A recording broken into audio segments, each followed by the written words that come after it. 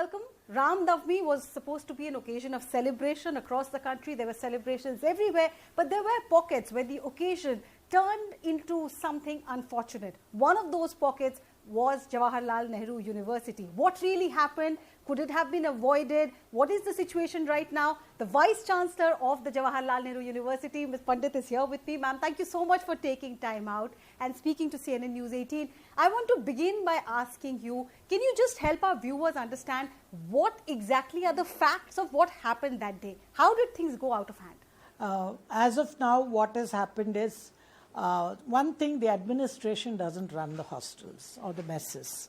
The mess is run by the students. There's a student mess committee and the mess secretary. They decide on everything. We have 17 hostels. In 16 hostels, everything went peacefully, with non-vegetarian also being. Iftar party and Ram Navami Havans went on peacefully. The same thing happened in Kaveri, I'm told, from the warden's report. And by 7 o'clock, they even convinced the students that non-veg is coming in and it's going to be served. Some group of students, we don't know their identities yet, has stopped this van from coming in. The meat vendor. Meat vendor. And the meat vendor also waited for 1.5 hours because the wardens made them wait because they wanted to serve non-veg. See, JNU as a policy does not impose any food choice on any student. It is your personal right and your fundamental right. You can eat what you want depending on where you come or what you want to. So this is very clear. The administration had no role in it. But we, what to say, when 8:30, we are told that some outsiders came and violence took place over a oral disagreement or an argument. This also, we are having 2-3 interpretations. And then this scuffle took place and there were minor injuries to both sides or whatever the sides were involved. And they went to the police and filed a complaint. So there's a police inquiry. The university did not go to the police. The university has instituted a proctoral inquiry after getting all the, reports, fact-finding reports from the wardens and even the students. We have met all the groups. We have talked to everybody. We have taken their this thing and we have instituted a proctoral inquiry which will come out with the facts. It's extremely unfortunate that this should have happened, that too on a Sunday and that too in one hostel. We never expected it to happen and when we tried to control it, but somehow it seems that it did happen. But after that, I must thank both the students and faculty and everybody for maintaining peace on the campus. There has been no incident after that, and we have told students that you're all JNUites first and then your ideology. Yes, but that's an important point that you're making, that your initial inquiry seems to suggest the involvement of some outsiders. Is that not problematic? Because even the last time when violence happened in JNU, this is the allegation that floated around, that outsiders came here and thrashed students. Now again, if there is an involvement of somebody who's not from the university, is it not problematic? Is the administration doing something about outsiders' role? You're right. It's a very good question. And this has been a perennial question. JNU is an open campus. There are many students who get a lot of guests into the campus. There are former students who have not left. And it has been very difficult for the wardens and others to evict them. And many of them come as guests and they don't give their, full identities. So this can happen, and there were students from other hostels also who came in. So this is the complaint that has been given by Kaveri students. So now we have to find out. See, problem is we are an open campus. It's so difficult to monitor everything. So we are having some changes that we'll have to do because we have realized that this was precipitated by other hostel students coming in. So it may have been even pre-planned. We don't know yet. We have to still find out.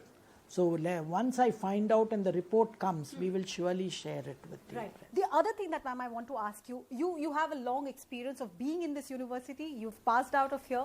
You also have academic experience in other parts of the country. You've been in the western part, you're from southern India. I want to ask you about this debate about having religious symbols or religious functions on university and educational institution campus. In South India and Karnataka specifically, we know how it has played out in the context of hijab. And there was a thought process there which the judiciary is upheld, that in educational institutions, stick to education, do not have religious symbols or religious functions there. What is your view? Do you think as the Vice-Chancellor, you would still want to keep it open, or you would want to restrict religious freedom on campus like the Ram Navami celebrations or the Iftar celebrations that we saw? See, one thing is, problem is we are a very democratic institution.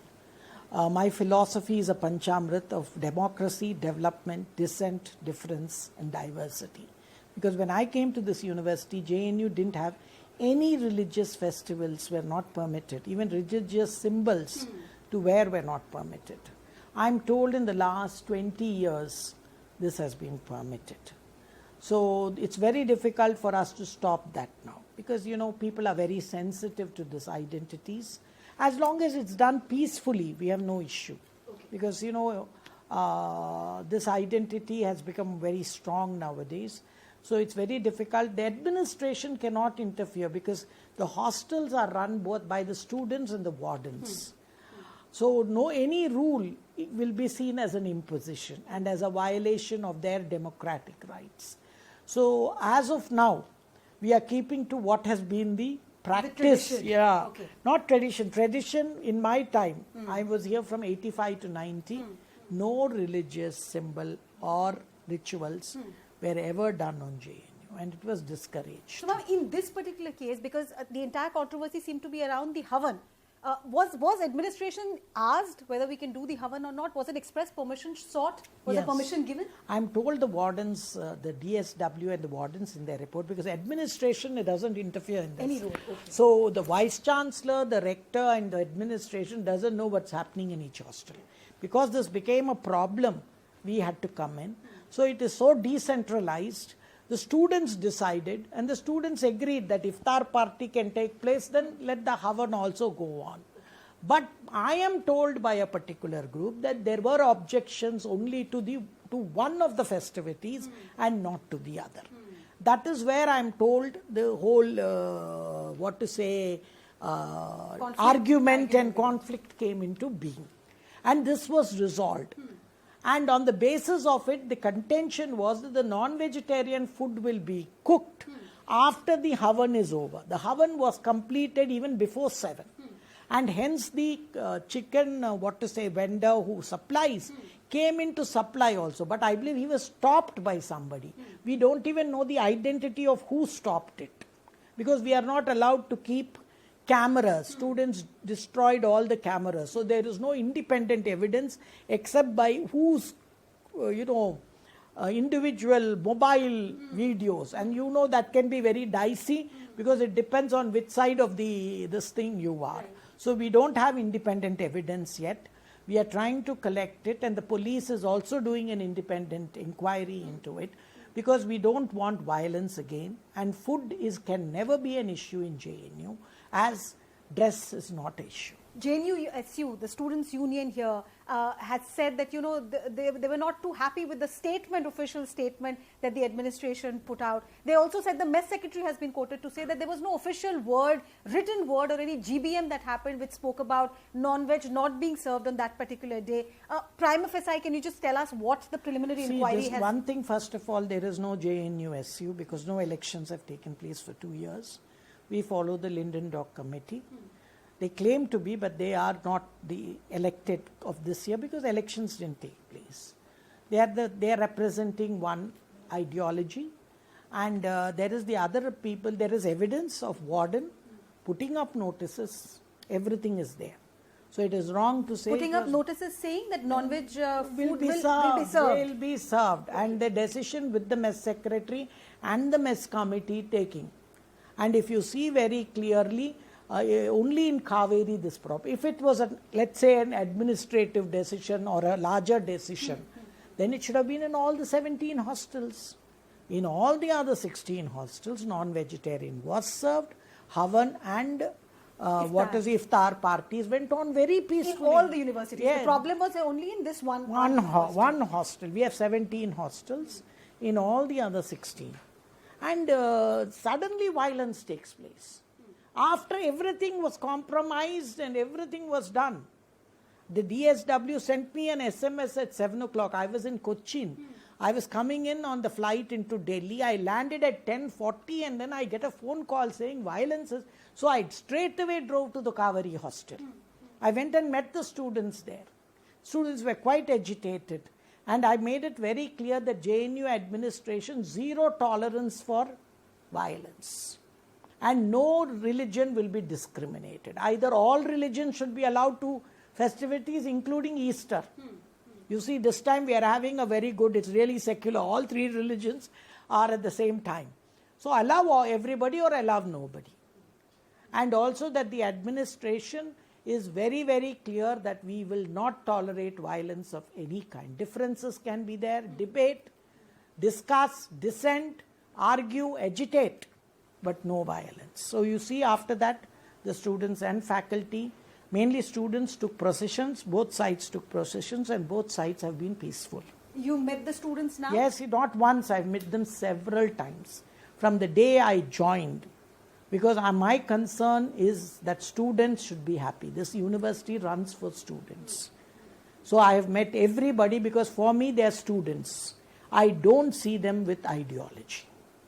Because they are JNUites, they have come here, I want their 5 years to be happy, peaceful, fruitful, and they go out and serve the country. Ma'am, on that note, I have to ask you this. From the time that, JNU Vice-Chancellor, you and your predecessor, this university has been labelled as the Tukre gang. You've seen the labelling that has happened on social media, the way the university is targeted. Now it is almost as if JNU is not known for its academic excellence, but for these conflicts that we see. How do you, as somebody who's passed out of this university, react to this label? And how do you, as a Vice-Chancellor, plan to ensure that it's once again spoken about the premier university of the country?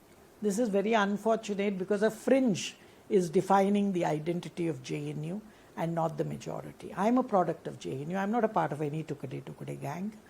I am as nationalistic as anybody is, and my faculty, my students are all, we have contributed so much students to the nation. We are even called the JNU Mafia. They are all nationalistic. So how can you say, I agree that was an unfortunate incident that took place in the earlier term. But that cannot define JNU. That is an aberration. According to me, this violence is something that students should understand. Do not resolve issues. It complicates their own careers. It complicates their own, opportunities of success outside. So I would appeal to them that intellectually debate. Intellectually, this is the place where we should intellectually fight our battles, not physically. So this is one appeal I make, and I think all my students are with me. Let me tell you, after that incident, I've had no violent incident on the campus.